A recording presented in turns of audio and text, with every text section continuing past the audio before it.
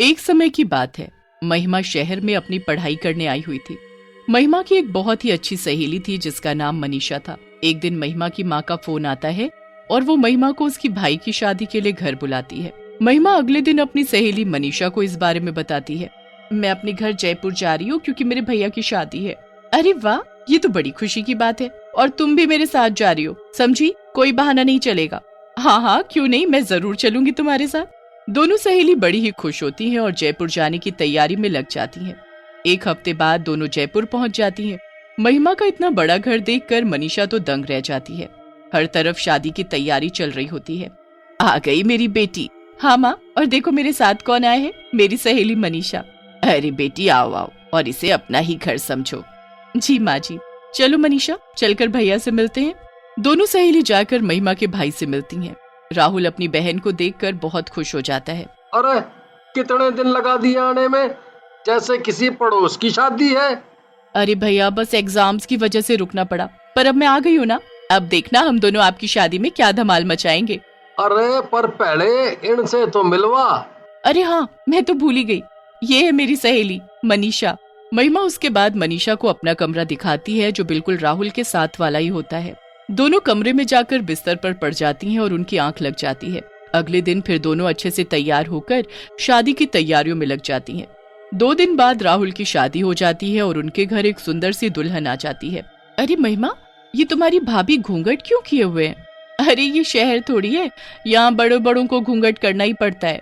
पूरी शादी अच्छे से निपट जाती है।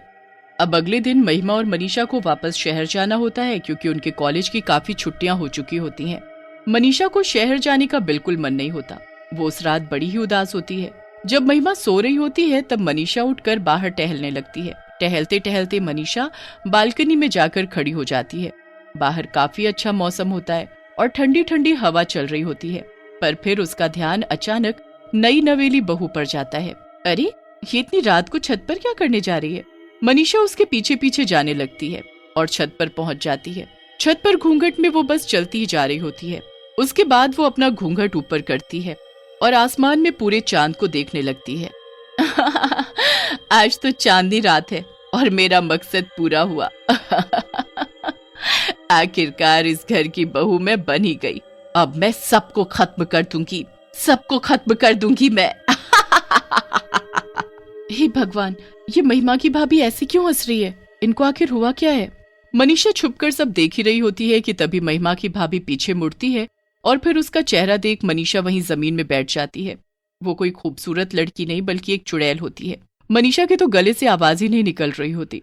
उसे कुछ भी समझ नहीं आ रहा होता कि अब वो क्या करे। वो जैसे तैसे हिम्मत करके खुद को संभालती है और अपने कमरे में भागती है। महिमा, महिमा जल्दी उठो महिमा। क्या हुआ मनीषा, तुम ऐसे हाँफ क्यों रही हो? कोई बुरा सपना देख लिया क्या? सपना नहीं, सच में देख कर आ रही हूँ। तुम्हारी भाभी है ना, वो कोई और है। वो चुड़ैल है महिमा। मैंने खुद अभी उनको छत पर हंसते हुए देखा और वो आसमान में चांद को देखकर हंस रही थी और वो तो ये भी बोल रही थी कि वो सबको मार डालेगी। क्या मनीषा, तुम भी ना कैसे कैसे मजाक करती हो। चलो अभी तुम्हारा वहम दूर करती हूँ, चलो मेरे साथ। नहीं नहीं, मैं कहीं नहीं जाऊंगी। महिमा मनीषा की एक नहीं सुनती और उसका हाथ पकड़कर उसे राहुल के कमरे तक ले जाती है। उसके बाद वो दरवाजा खटखटाती है। अंदर से दरवाजा महिमा की भाभी खोलती है और उन्होंने अभी भी लंबा सा घूंघट किया होता है। जी बोलो दीदी, क्या हुआ? इतनी रात को आप दोनों यहाँ? पता है, मेरी दोस्त को एक बुरा सपना आया तो बस मुझे आना ही पड़ा। अच्छा, सबसे पहले आप अपना ये घूंघट ऊपर करो, मेरी सहेली आपकी शक्ल देखना चाहती है। जी दीदी, अभी करती हूँ। घूंघट वाली बहू अपना घूंघट ऊपर करती है तो उसकी बेहद खूबसूरत शक्ल देखकर मनीषा हैरान ही रह जाती है। मन ही मन वो यही सोच रही होती है कि आखिरकार ये कैसे हो गया। उसने खुद अपनी आंखों से उसका चुड़ैल वाला चेहरा देखा था। महिमा फिर मनीषा का हाथ पकड़ती है और उसे चलने को कहती है। दोनों अपने कमरे में वापस जाने लगते हैं। जाते हुए मनीषा एक बार फिर से पीछे मुड़कर देखती है तो उस घूंघट वाली बहू की अजीब सी मुस्कुराहट उसे और परेशान कर देती है। वो मनीषा को देखकर ऐसे मुस्कुरा रही थी जैसे मानो उसे चेतावनी दे रही हो कि आगे से मुझसे पंगा मत लेना। मनीषा को ये सब बिल्कुल सही नहीं लग रहा होता। उसे बस इतना समझ आ रहा होता है कि उसे अब वहीं रहकर सब ठीक करना है और सबके सामने उस घूंघट वाली चुड़ैल बहू का सच लाना है, वरना सबकी जान खतरे में पड़ जाएगी। अगले दिन मनीषा शहर जाने के लिए सीढ़ियों से बैग लेकर उतर रही होती है कि तभी वो सीढ़ियों से गिरने की एक्टिंग करती है। मैं गिर गई। हे भगवान, ये क्या हो गया? मेरा पैर टूट गया। हे भगवान, ये क्या हो गया? भैया जल्दी आओ, मनीषा को उसके कमरे में ले चलो। घूंघट से चुड़ैल बहू ये सब देख रही होती है। इसकी इतनी हिम्मत जो ये मेरे पति की गोद में जाएगी, इसे तो मैं बताऊंगी। अरे बहू, यहाँ क्या खड़ी खड़ी देख रही है? चलो मेरे साथ रसोई में और जल्दी से मनीषा के लिए बाम और हल्दी वाला दूध लेकर आओ। जी माँ जी। घूंघट वाली चुड़ैल बहू रसोई में अपनी सास के साथ जाती है और एक ग्लास में हल्दी वाला दूध बनाती है। उसकी सास भी वहाँ खड़ी मनीषा के लिए एक काढ़ा तैयार करती है। अंदर ही अंदर वो गुस्से से पागल हो रही होती है। वो दूध में जादू कर देती है और जाकर मनीषा को दे देती है। मनीषा को पहले ही शक होता है कि दूध में कुछ गड़बड़ है, इसलिए वो गलती से ग्लास को गिरा देती है। अरे बहू, कैसे ग्लास पकड़ा रही हो? देखो गिर गया। चलो जाओ, पोछा लाओ और साफ कर दो। सब लोग मनीषा की देखभाल में लग जाते हैं और कुछ दिन के लिए उनका शहर जाना कैंसिल हो जाता है। घूंघट वाली चुड़ैल बहू से ये सब देखा नहीं जा रहा होता। वो रात होने का इंतजार करती है। जैसे ही रात होती है और सब सो जाते हैं, वो छत पर जाती है और अपना घूंघट ऊपर करके आसमान में चांद को देखने लगती है। मुझे शक्ति चाहिए, मुझे शक्ति चाहिए। मैं सबको जल्द से जल्द बर्बाद कर सकूं, मुझे ऐसी शक्ति चाहिए। पर सबसे पहले मुझे उस लड़की की जान लेनी है, फिर उसके बाद मैं सबको देखूंगी। एक बार मैं सबको खत्म कर दूं, फिर मैं और राहुल दोनों सुकून से रहेंगे और मैं अपने चुड़ैल वंश को आगे बढ़ाऊंगी। चुड़ैल वहीं छत पर बैठकर जादू टोना करने लगती है। मनीषा और महिमा वहीं पीछे खड़े छुपकर उसे देख रहे होते हैं। चुड़ैल उसके बाद वो एक सुई लेकर गुड़िया को चुप होने लगती है। सुई चुप होते ही मनीषा के हाथ से खून आने लगता है। देखो महिमा, देखो, देख लिया ना तुमने अपनी आंखों से इस घूंघट वाली चुड़ैल का सच? ये देखो मेरे हाथ से खून आ रहा है। हे भगवान, ये सब हो क्या रहा है? अब हम क्या करेंगे? ये हम किस चुड़ैल को अपने घर ले आए?